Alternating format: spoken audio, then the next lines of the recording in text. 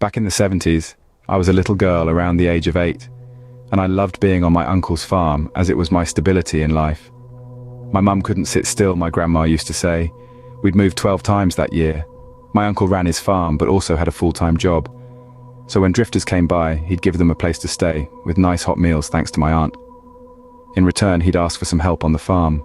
After a long day of work on a Saturday, my uncle took one of his guests for dinner at a local restaurant which was also the gas station, market and bar. His village was tiny, with the only other place to go being a church. My uncle came back without his guest. We'll call him Sam. Stated he'd stayed at bar longer to hang out with the other helpers. Later that night, my cousin Joe came home and slept in the lounge on the sofa, so as not to wake my aunt and uncle.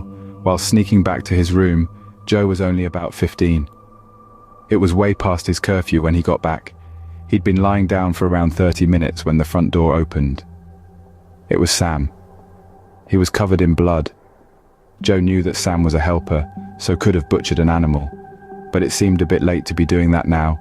Something told him to keep his eyes shut and pretend to be asleep. He did exactly that. Sam stood there for ages, just staring at him, before finally going. Joe heard the washing machine start up, then the shower. He thought this was all odd, but managed to go to sleep. The next day was ordinary until my aunt got back from church.